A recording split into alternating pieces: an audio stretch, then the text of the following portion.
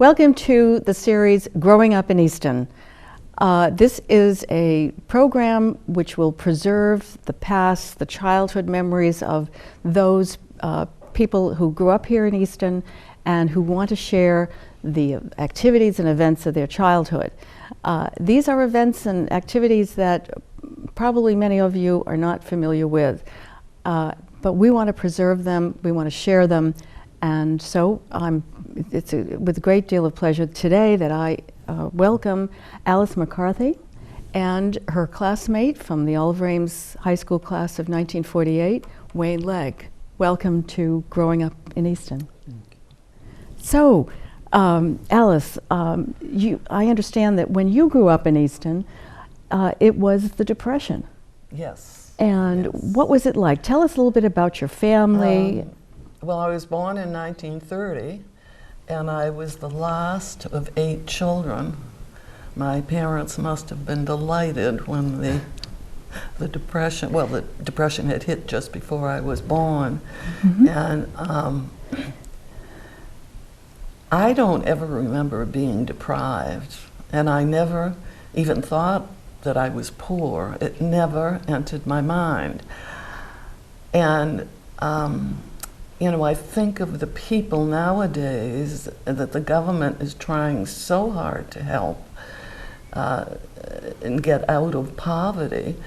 The thing that we were not poor in was we were not poor in spirit. And I was the youngest child. Everybody had to help except me. I was always fondly referred to by my older brothers and sisters as a spoiled brat, and they were probably right. But everybody had to pitch in. We always had a cow that lived right next to the house, and my father always had a garden, and my brothers had to go down and help with the garden. They had to help cut the hay and get the hay in for the cow. So they were pretty busy. And I don't remember my father having to get after them a lot to get the job done, because when you don't take care of a cow, you hear about it from the cow, and my mother would know immediately. But didn't you have chickens too? Oh yes, we had chickens, and it was a small farm, and that was very common in Easton when I was young. And where was that farm located? At 69 North Main Street. And the house is gone, and there's a fancy new house up there, lovely house. It wasn't much of a house, and we lived there with my grandmother, who took one whole room in a 6-room house. It was very cozy. And Wayne, how about you? What was your experience? Well, it seems like it's quite similar to hers in that actually I'm not a bona fide Eastonite. I was graduated from Oliver Ames in '48, but I came from Stoughton, born in Brockton at the old Goddard Hospital, and we moved from Stoughton when I was about 9 years old. And then we moved to Barrow Street, which was right near the schools. And we stayed there for a couple of years. But my history involves similar to her. During the Depression, especially when we were in Stoughton, my mother had five kids, and pretty much one right after the other. And it put her in the hospital several times. But in order to survive, she would do baking, and she'd bake pies and cakes, and us kids would carry them around the town, and she would do these on order. And we would just deliver the cakes and the pies. And my father worked for the town and also for the WPA. And that was the, WPA was the Work Progress Project Association or something. Yeah, it was a federal thing. Right. And then he also worked for the town, And I also had some animal. When we moved to Easton, we first moved to the Barrow Street and stayed there for a couple of years. And then we bought a house down on 178 Center Street. Mm-hmm. And we had some a little land there, so I used to have a vegetable garden. And I bought a goat and a kid, and that was a lot of fun. And I also had a small flock of ducks and chickens. I built a chicken house. And this was all to help, you know, supply to live during that time. Times were hard. And so I would sell the ducks, the duck meat. I would kill them, pluck them, and whatever you had to do. And at that time, my mother worked in a textile factory in Canton. Mm-hmm. And she would go to Canton, and she always worked the night shift. Oh, gee. And she worked there for many, like 17 years, I think it was. Mm-hmm. And the people at work would order a duck, you know, and I'd prepare the duck, get that ready, and then she'd take that to work and sell the duck. And so that's how it went for a while. And the animals themselves, they do tell you what's wrong. And one thing that quite often happened was that the goats would get free, because I just had them staked. You know, I couldn't afford a fence to go around the building. And they would get out in the middle of Center Street and stop traffic and everything else, you know, and that was always a problem. And, but there wasn't much traffic then, Wayne. No, there wasn't. It's true, true. But one of the funny things is that a person up the street had goats, and I bought the goats from him. And as soon as it was time to try the goat milk, I hated it. I couldn't stand the goat milk. I never did. And I used to milk the goat and then turn around and feed it to the baby, to the kid. And that's how it went for quite some time. I don't know how long I had them, a couple of years, I guess. Well, you two came from families that recognized that they had to be very resourceful. Yes, yeah, and to manage. And there were 5 children in your family, 8 in yours, so there were many mouths to feed. Yeah, oh yeah. But what's interesting is that you also, the older children must have had to take care of the younger ones. Absolutely. Because your mother was working as well as your dad. Yeah. Yeah. In fact, a funny thing happened once when my baby sister was born. She was born at home. Mm-hmm. In fact, on the kitchen table, they say. Was that Maxine? No, that was Faye. Mm-hmm. And she was born in 35, I think it was. And she would cry. You know, when she was born, she'd cry and all that stuff. And my brother Jack, he woke up and he's yelling at my mother. He says, "Let the cat out! Let the cat out!" So that's an old story that we remember, you know. Sure. Yeah.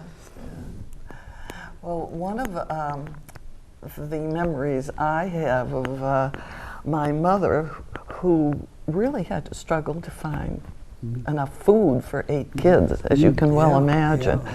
And she didn't turn out to be the best cook in the world because of that. But we always fed adequately. But I remember the tramps coming up out of the woods from the railroad tracks, looking for food. I don't know if there was a camp down there, and I can remember my mother used to tell us never to go down near the railroad tracks, and I didn't know why. I was always with an older sister, so I just had to follow them. But quite frequently they'd be sitting on our back step, and my mother would have given them a bowl of soup or a nice slice of freshly baked bread, and they were, you know, they looked pretty sad, pretty dirty and pretty sad. And at that point, nobody was looking that good. But my mother worked so hard at home, and she baked all our bread, all the pies, all the cakes, and 3 meals a day.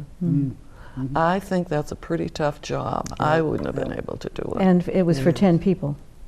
Right. 11. Wow, 11. My grandmother lived with us Oh, goodness, yes. and took a whole room. Speaking of grandmothers, my grandmother lived at Jenny Lind Street, immigrant from Sweden, and her husband dropped dead on Main Street when my mother was only 6 and her sister Agnes was 8. And yet, they had chickens in the garden and so forth. But yet, my mother told me about stories when there was a hobo that came along, you know, a tramp, or the rag man would come, and he was he would come, and I remember as a child, I can remember the rag man with a horse-drawn wagon, and the horse was skinny, and so was the rag man, and my grandmother would say, "Oh, come on in, sit down. You look tired. You look hungry. Have a meal," and that's how they were, because everybody was in the same boat. Oh, yeah. Everybody was struggling, and Yeah. actually certainly met the poverty standards of today, but they didn't know it, as you said. Yeah, didn't know the it. kids don't know it. No, because they always managed to have food in their tummies and clothes on warm clothes on their backs. Went to school, got an education, and so what were some of the activities that you did? You know, that didn't cost money. Yeah, one of my fondest memories was that is when I was very young. I was going up to Long Pond, and my mother could let me go up, and because I was always with an older sister, my sister Kathleen, who took very good care of me and took her responsibility very seriously. She would take my sister Mary and I up, and we'd spend the day at Long Pond, and it was like summer camp up there. It was owned by the Mackinacs, 2 brothers that lived on beyond the Todd Road on North Main Street when I was little. Everybody used to go up there from the north end to go swimming. All the Craig kids would be up there, and they had a raft of children, and this is the generation beyond Jimmy Craig. His father lived down on Holmes Street. There was a big gang of them, and there were an awful lot of Swedes on Holmes Street too. Yes. The Swedish kids didn't seem to have the levity that the Irish kids had. Had the what?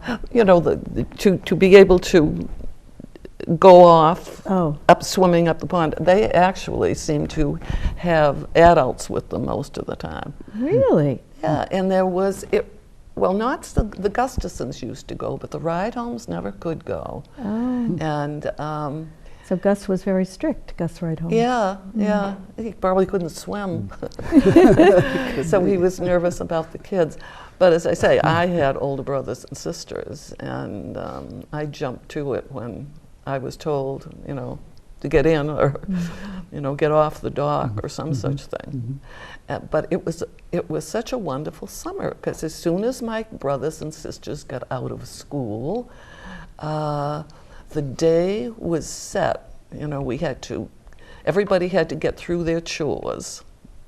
And of course the girls did the housework at that point. So my sister Kathleen and Mary would have to do that, and then they'd have to go and make the lunch, and I'd let them put the lunch in my carriage, and I got wheeled up to the pond. And the boys, my brothers, would come during the day because most of them had little jobs. So they would filter in and out of the pond area during the day. It was, you know, I thought an ideal childhood. What did It didn't cost us anything. Right, right. What did you do in the summer? Well, before I tell you that, I want to give you a little story about my mother, because again, our stories are pretty much the same.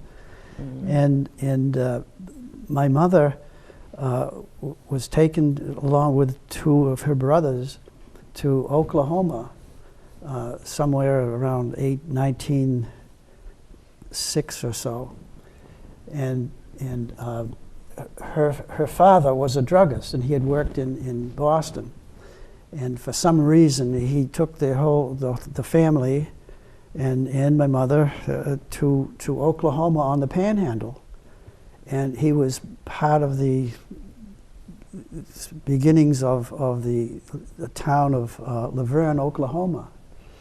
And he had a drugstore there. I have a picture of that and so forth, with wooden sidewalks and cows, or rather horses and so forth on the street. And in 1918, when the Spanish flu came around, worldwide, he caught the flu and he died. He was like 39 years old. Oh my gosh. And she always told me these stories and so forth.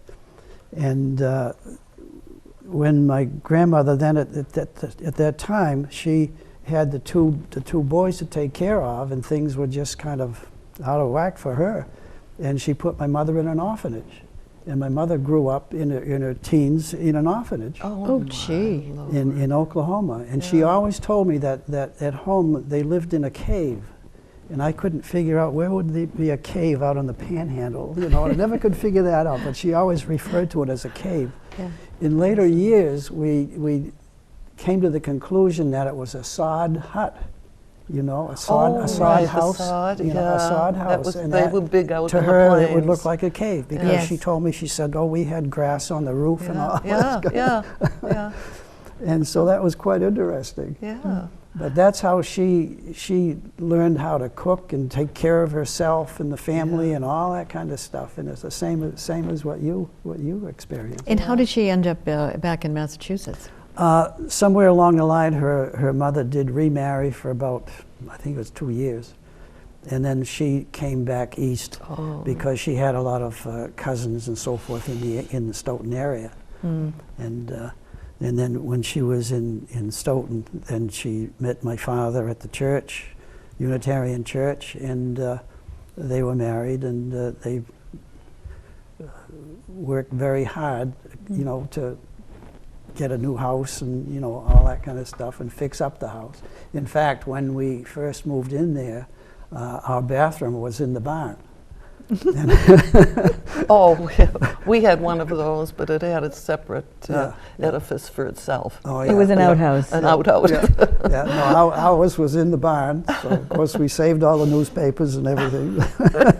That was the toilet paper of the day, right? Right, yeah. Not the Sears catalog, which was very high. Used to rip a page off. So we went through basically the same thing.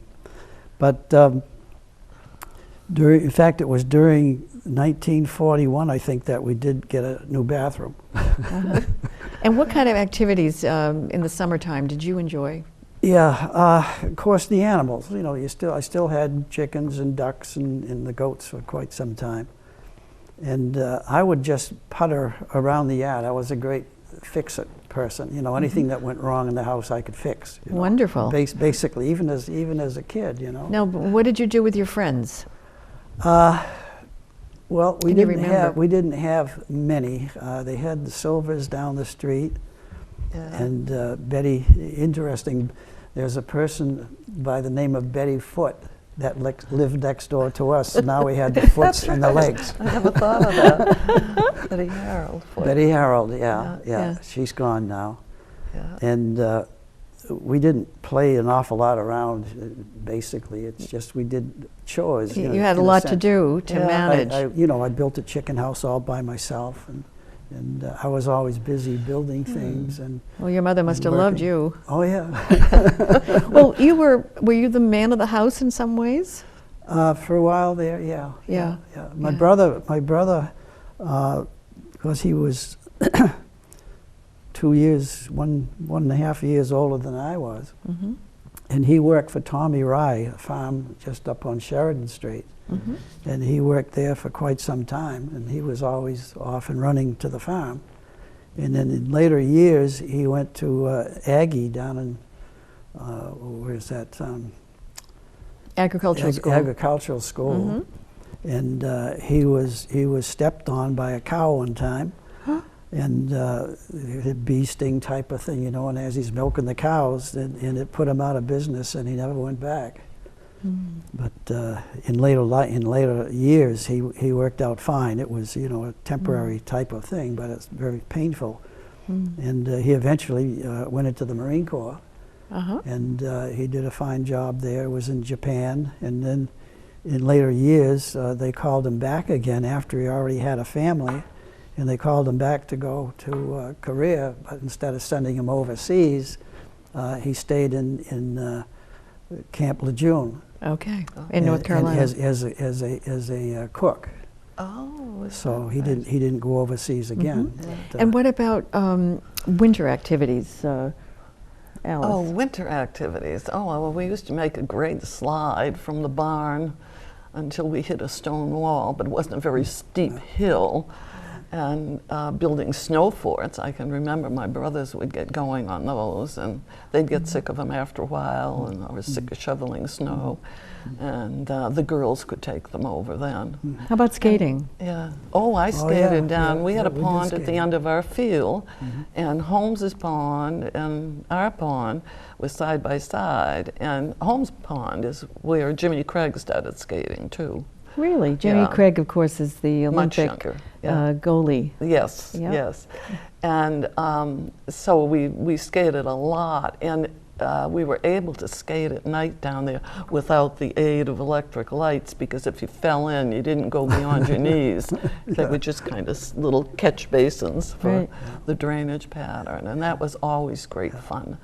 I can remember wearing very old skates and nails coming through in the bottom, but you just grit your teeth because you were having so much fun skating and put stuff in the bottom. And when I was maybe in the 3rd grade, I got a brand new pair of skates. And that was wonderful.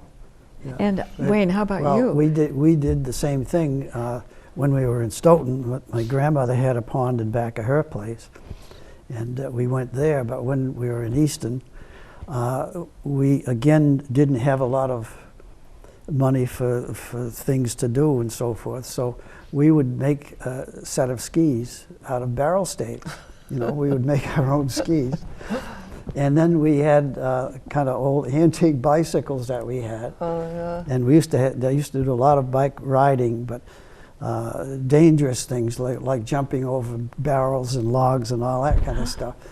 And I remember one of the places that was always scary was on Barrow Street, because that's where we lived. Oh, yeah. But Barrow Street has quite a hill right there, you know, Yeah. towards the center.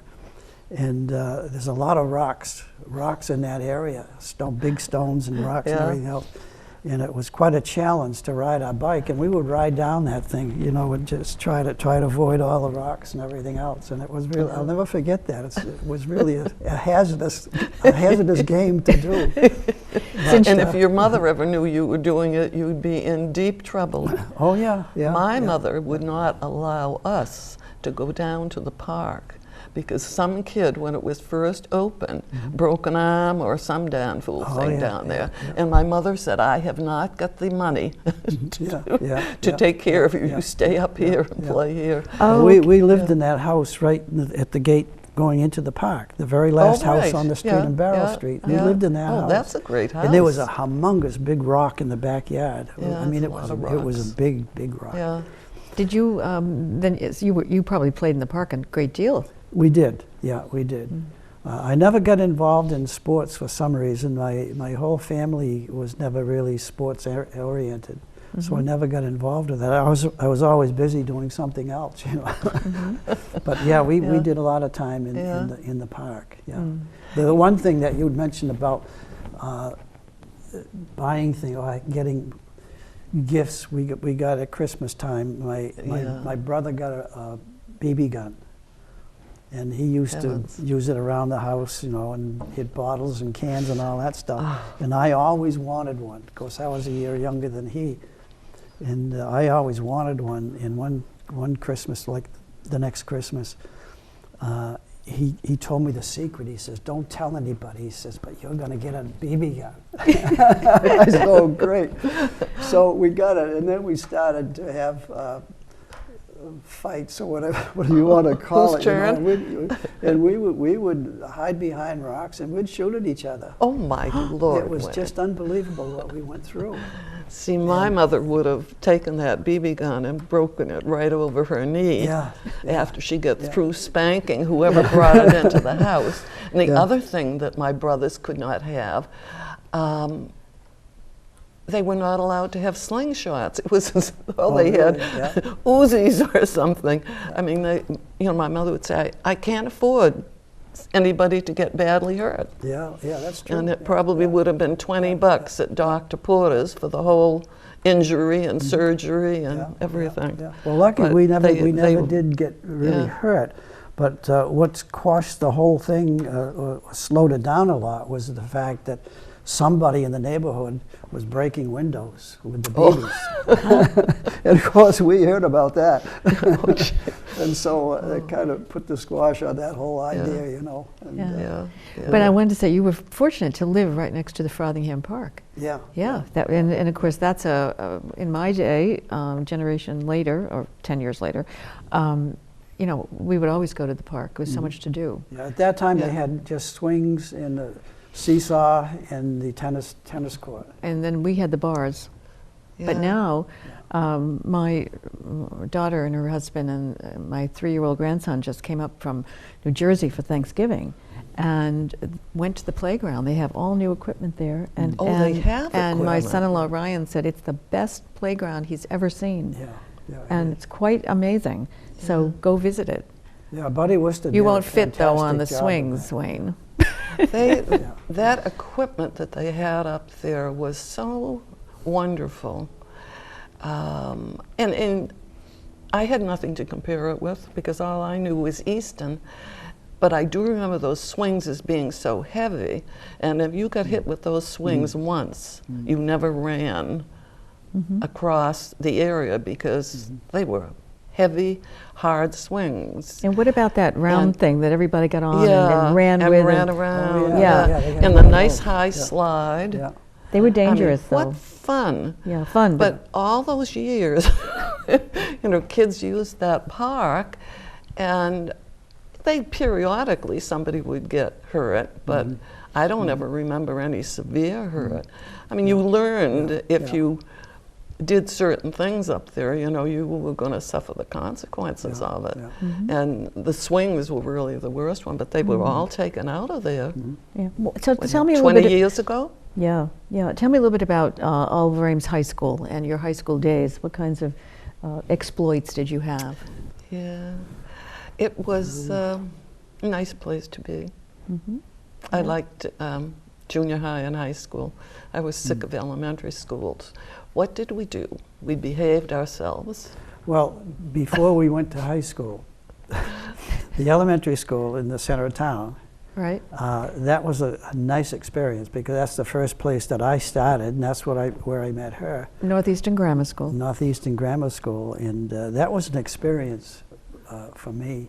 A couple of things I remember. One was that I was interested in drawing, and I found a good way to draw a picture of Mickey Mouse and so forth. And the teacher allowed me to put that on the slate board, the board, and it stayed on there. I don't know if it was a week or what it was, but I don't know if you remember that in one of the school in one of the rooms. And the other thing is I was trying to think, I forget now what I was going to tell you. Well, we'll come back. It'll come Yeah, back. I'll come back. Okay, your turn. You know, talking about elementary school, the first thing I think of in elementary school was Miss McFadden, who was the principal there for many years. She was a big woman, and she was out around that playground, keeping all in order. Oh, McFadden? Yeah, I think she spent more time over on the boys' side than the girls' side. Because, heavens, you couldn't mix Yeah. Did you ever? in a playground. Did you ever get to sit on her white bench outside no. her office? Yes, I did. Did you? did? No, I didn't. I had to sit there. I think I had to bring something to the office for the teacher. And Miss McFadden told me to sit on the white bench. She'd be with me in a minute. And I almost needed a psychiatrist. Yeah, when I was that told really to hurt sit on the white bench. on the knuckles. It really hurt, I'll tell you. Did you Yeah. get hit on the knuckles? Yeah, yeah. Yeah, she had was it a paddle or what was it she had? had. No, it was bamboo stick. Yeah, I think it was a Bamboo stick, yeah. Can you imagine that happening today? Yeah. But one thing, I was punished wrongly sometimes, but it wasn't only once. But in my initials were WL, and she would put, when you do something bad in class, you'll put your initials up on the bulletin board, you know, on the corner. Forgotten that little thing. And oddly enough, there was another person in the room who had WL, and that was Wayne Lincoln. Oh my heavens! And he used to be into everything. Yeah, and he was. And he was up there constantly. And when she looks at the end of the day at this WL, she'll say, "Oh," and she picked on me. And there's nothing you can do about it. Did you just say, there's another WL here, not me? Oh my it didn't Lord. work. It just, So she you could have taken both of us, I suppose, but I'll never forget that because WL showed up quite often, you know. Isn't Yeah, that and you funny? got hit on the knuckles? Oh or? my yeah, gosh! Oh, So that was a funny That's thing. amazing. You're Boot bringing camp. back so many memories. I had forgotten that about Yeah. getting your initials up on the board if you Yeah, were naughty. yeah. yeah. And I remember to this day, Grace Kent and I were in the same class. Oh, yeah. And Grace and I both sucked our thumb. And Grace sucked her thumb when the two of us went to Children's Hospital as nursing students. She still did it. However, in second grade, we had a art thing going on, and everybody had to color a tulip. And there was a little spring garden going to be put up on the bulletin board, and for every child. So you very carefully colored your tulip, and it was put up. Now, when it was ready to go up, the teacher, do you think it was Miss Bird, who I loved, but the teacher had kind of a little contest going on. As with each child, she asked the class to name their bad habit. Oh, really? And it was up on the bulletin board. Oh, wow. I never sucked my thumb again. Oh, wow. That's so funny. But can you imagine a teacher doing that? Yeah. No, I mean, no. Yeah. ridiculing every Yeah, kid. yeah. Right. In the course, the perfect kids. I don't know what they wrote under their tulip, but I was just mortified. Well, weren't you raised where the teacher was always right? Yeah. Oh yeah. Yeah, and Yeah. I better not hear anything from the school about your yeah, behavior. That's true. Yeah. Yeah. They So were, for the most part, wonderful though at Northeastern Grammar. and I now we thought. have Mm. in our society a total reversal of that. Yeah. Yeah. So In that same context, the same area, Gracie was my girlfriend at that time. Oh really? in second grade? Yeah, yeah. No, fourth grade. Well, it might have been Because you arrived in fourth grade. Yeah, fourth grade, I guess it was. Yeah. She's a nice girl. But she was my girlfriend, and you know, we just had eyes for each other. And Buddy Worcester, he married her, of course, in later years. Buddy Worcester, Yeah. and he knows that. So we have a lot of fun now, you know. But at that time, we were a pair, and one time we hung our coats in the room, just off the room. Oh, Right, yeah. the coat room. The coat room, and it was part of the classroom actually. And I don't know about what I said and so forth, what I did, but Gracie had a girlfriend of hers that was, I think she was the daughter of Mr. Mason. And she was Joe she Mason? Was, yeah, Jack I Mason. I can't. Yeah, he was yeah. one of the teachers. Right. Yeah. And she was rambunctious and so forth, and we're all sitting in class one time, starting to get our coats, and I heard this loud voice, Gracie, you got a love letter. And I'd never forget that. And I'm just sinking in the chair, you know, because I had left a note in dear. Gracie's coat, Yeah. you know. Yeah. I don't remember what I said or what it was, but I never forget that. She yelled it, screamed it out, Gracie, you got a love letter. It'll be all over town. Yeah. dear. So when you got to high school, what were some of the activities you participated in? High school. I'm just trying to think of something. Oh, I can't tell that story. Sure you can. Sure you can. Oh, I probably Yeah, can. You brought Mr. Mason's name up. Yeah, yeah. He was a Problems of Democracy teacher, and I must have been in my junior year of high school, and Mr. Mason wasn't really turned on by teaching.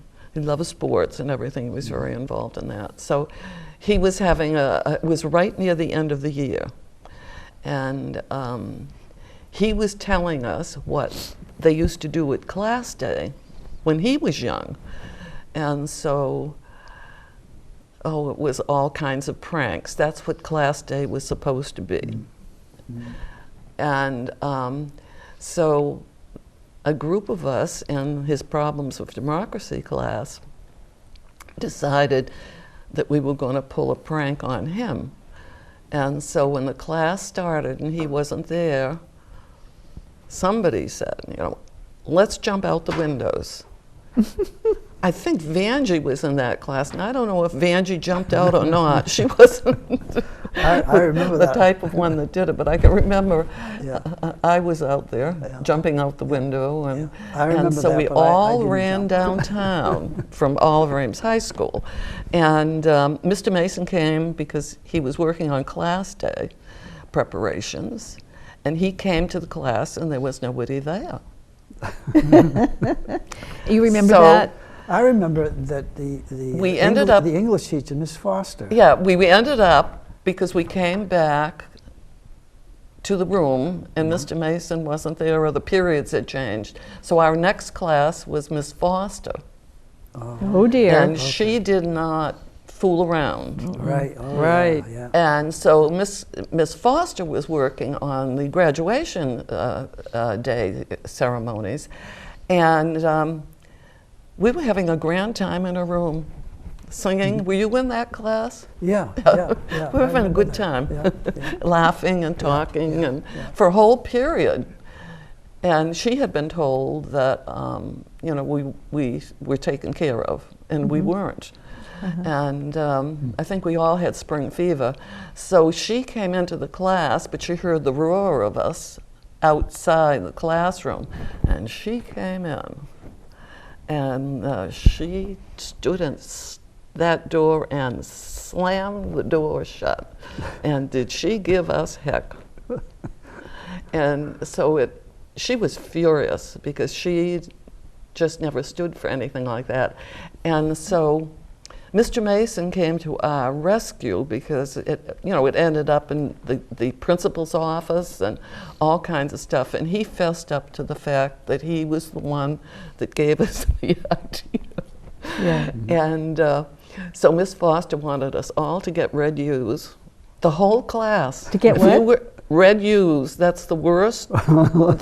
I mean, people that got red U's Oh. were, you could get a U, but a red U under conduct. yeah. And what did you stand for? So Unsatisfactory. behavior, Unsatisfactory conduct. behavior. Yeah. And a red one was, you did something really terrible. And so the concession they made to Mr. Mason for fessing up was we got black U's instead of red ones. Yeah, yeah. And it really was a little scary when you applied to schools and stuff to have a U. And we were going into our senior year, I think, when that happened. Yeah, it was late. Yeah. So that was one of the one of the things that I vividly remember. And everyone was a little nervous about college applications that year, but I don't think anybody heard a thing about it. It must have been explained. Well, I too had Mr. Mason, and it was then called ethics, I think. Ethics. Ethics and Problems of Democracy. But I also had Miss Foster for English too. Yeah, And she was a very, very good teacher. she was. And as a result, I became an English major in college. Oh, yeah, she And was a good teacher. Great, and with a large measure due to her But no teaching. horsing around in her class. Oh, no, Yeah, and she yeah. had the perfect teacher stare, which when I became a teacher, I developed very well. And all I had to do was think of Miss Foster, and I could do it. Anyway, what impact did growing up in Easton have on both of you in terms of the adult that you became, the interests that you developed, and the causes that you believed in? Now that's a mouthful. Well, being outdoors all the time, I loved the woods, I loved the pond, loved the fields, and I became very involved in the conservation movement at the very beginning, 1960, 61 or so, when I had 4 small children. And I think it was being exposed to all of it, and also because I had Mary Harvey as a teacher. Mary loved the outdoors too, and she would have a little contests going on in the schools to find and identify plants in the springtime. And you know, I just got woken up by her love of the outdoors. And how did I imagine that influenced your children? I beg your pardon? I bet your concern for the environment and conservation was a big influence on your own children. Oh, yeah, well, I hope so. But it was on me. Yeah. And I became a Conservation Commission member, and I don't know if there were any other women that were on town boards at that point. But I know that you had a love of reading, and you served on the library board yes, I was for a many director, years. Yeah. Oh, and the library was such an important thing to us. Yes. Growing up. We walked back and forth in front of it, and my sisters were great for the library, and Miss Lamprey, who, you know, if you walked into that library and had never seen Miss Lamprey before, you'd go, ooh, and maybe turn around and walk out the door if you were a little kid. And of course, you had to get the door open first. It was so huge. But it was very, very important to me. I mean, we didn't have books in the house. We had a few, but we had no access to books except in school. Right, And we had that wonderful library to go to. And Dorothy Jimilovich was the children's librarian, and she was always very welcoming, if you could get by Miss Lamprey. Right. But She was very stern and had you her. had to whisper the whole time. Oh, yeah. Oh, I remember you couldn't talk. Yeah. No. Yeah. How Oh, about- if you whispered too much, you were told to stop whispering. Exactly. Right. And anyway, and Wayne, what about you? Well, one of the things about Miss Foster, I don't know why little things you keep cropping up in your mind, but I remember one day that I was walking with her, and we were going into the auditorium for something. I forget what it was. And we got up to the door, and we both stopped, you know, to open the door, and she just stands there like this. and I'm thinking in my head, you know, what's she doing, you know? Like, it didn't fathom me. And then after maybe a minute, I just kindly woke up, and I said, oh my God, I'm supposed to open the door. And so I opened the door, and she said thank you when she walked in. I mean, she taught us a lot, you know. She did. She really did. She was a Later very years, good it teacher. helped so much in college. Yeah. Really, I was a better writer in college and all that stuff. And it worked out. We had things to do. But as far as school goes, I didn't do a lot of play per se. I finally, when I was in the senior year, I got a job at Jim Zarella's drugstore, and I became a soda jerk. And it was quite an interesting experience because we had one of the first televisions in town, and he put that in the window of the drugstore, for and heaven's people would come sakes, by yeah. all the time and stand out front and watch the television. Really? And I'd have to change the channel on different times and so forth. And I would make all kinds of special sodas and everything else, put eggs in it and so forth. And it was very interesting experience in that I learned a lot of things that kids at that age didn't really need to know, you know, about hope. customers coming in, you know, and they want to know about, you know, Kotex and things like that. And at that time, we couldn't touch those things, even as a clerk. Yeah. And I would go out back and I'd get the druggist, and I'd tell him that this lady wants something and so forth, and he'd come out and he'd take care of it, you know, and all that stuff.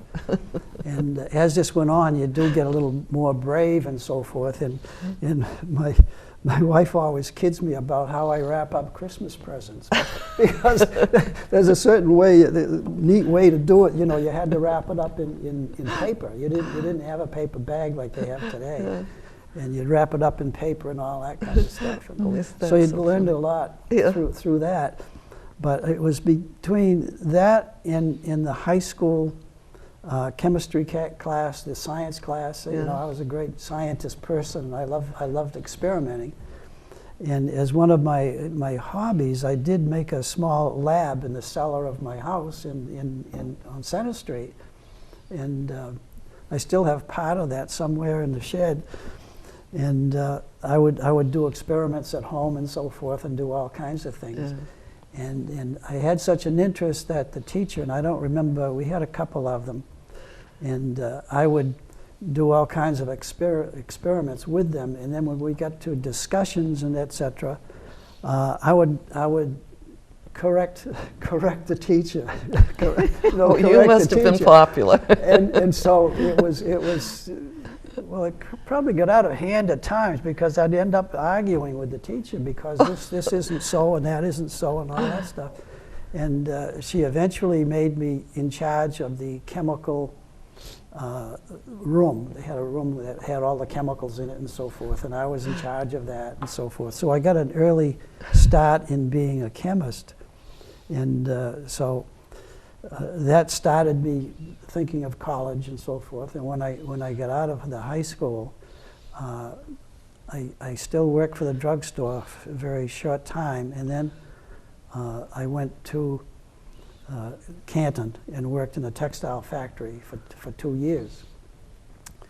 And at that time, it was 1941 or something, I forget now what year it was. And I was making over $100 a week in this textile factory. And at that When time, was that, Len? Right out of school? Yeah. Oh my gosh. Yeah.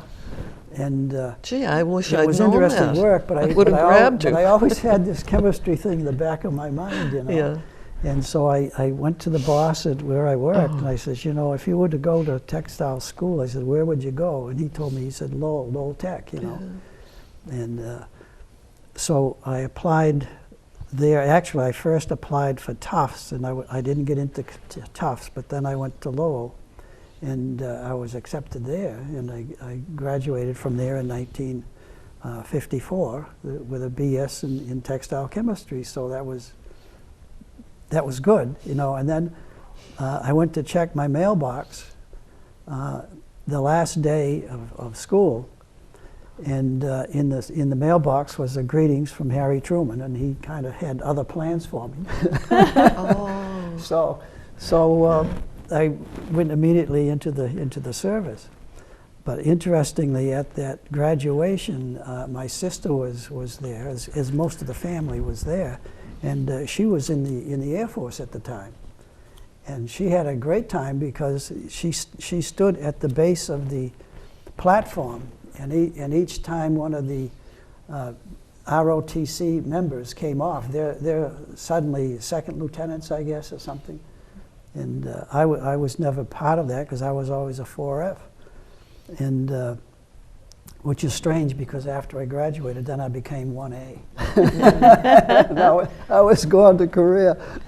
But she stood at the bottom of the stairs, and the first person that salutes has to give her $1.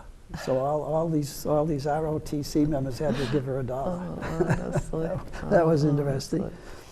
But yeah, I worked a lot of times after school. You know, I didn't have a lot of what I considered playtime, but I was happy, you know, doing what I did. So what sorts of values and causes or things that are important to you came directly from your experience growing up in Easton and your college and your life?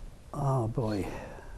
Now with Alice, you know, it's the environment and preservation, but I think I know with you, it's the historical preservation, isn't it? It was. I was always interested in history, and you know, as I was mentioning to Alice, I guess, that I would go up into the attic in my grandfather's house, and they would have trunks and so forth of all kinds of things, and I'd paw through these things. We were just reading about that, yeah. the stuff you were showing me, Wayne. Oh yeah, yeah. I brought quite a lot of stuff that came out of there. One of the things that I got that my grandmother gave me was my great-grandfather's Civil War sword. Oh my! And I have that today. Is that right? And I also have documentation from that era. I have a sheet of paper that's a directive, and I think it's from General McClellan. I haven't really traced it down that much, but I think it's General McClellan, and it's signed by he and so I do collect things, and I have a very large amount of genealogy at home. And I picked this up as being a young kid, you know, just going through my grandmother's stuff and collecting things. Yeah, and then that grew to... Well, Priscilla, I encourage you, if you ever see that Wayne is presenting a program around town, to go and make a point of going to see him, because he's so knowledgeable. Yeah. And is so organized. Yeah. But I'm currently Very a informative. trustee at the Massachusetts Archaeological Society. I see. And I have given programs on that at the various places, libraries and historical societies in the area. I've done about 6 of them, I guess. Well, we'll have to have you back. Yeah. And you can do one for us. Yeah. Well, thank you. Yeah, you could do that, I suppose. Yeah. Well, it's been a pleasure. Are there any comments to wrap this up that you might like to share? Well, you know, I would like to say that I'm very happy that I grew up in Easton, and I feel the obligation to support the town, to support the library. It's payback time. I can't give my time anymore, but I certainly can give money to these organizations that did so much for me as a child. And I have tried always to return the gift of a safe, secure, and happy childhood to the town of Easton, the one that I have. And I would love if children could get that same sense of security and happiness, and to keep in touch with their classmates and always be glad to see one another, right, Wayne? Yeah, we've been so lucky to have so many classmates in the immediate area. You know, it's just unbelievable. But one of the things that I remember, like you know, I try to do everything I can for the town of Easton. Even though I live in West Bridgewater, we're right on the line with the second house over the line, and I swear someday I'm going to move the stone and move it over here, you know. But I remember too during in the 40s, I forget the exact year, when I think it was Tom Mix came to the Rockery. Oh, to sell the war bonds and so yes. forth. And that was always interesting. We used to play on the Rockery, place cowboys and Indians around the Rockery. You know. Do you remember Gene Autry when he came to town? Oh, that was I remember, Gene Autry, I think it was. Yeah, Gene Autry. Yeah.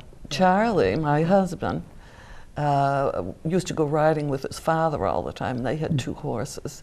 And Charlie, the biggest thing that ever happened in his life until he was about 14 or 15, when he discovered girls, was that he rode in the parade when Gene Autry came to town. Oh, yeah. And he used to talk about that all the time. Yeah. That was a big deal. Yeah. And of course, we know that Gene Autry was invited by Winthrop Ames, I believe, who was the owner of Queeset House and who built the Queeset Gardens.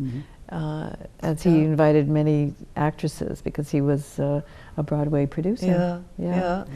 So it was a big day.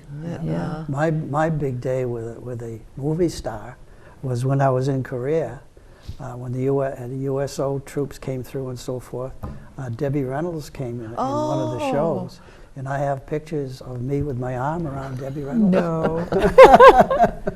Oh, wonderful. Terrific. Well, listen, thank you so very much. I know I've enjoyed this, and I certainly you two have enjoyed sharing your stories. Oh, and, yes. and you Well, have. Wayne and I have always kept in touch with one another, and so it's nice to hear all his stories. Well, I can see the Yeah, mutual yeah. respect that you hold for each other, and that's wonderful, just wonderful.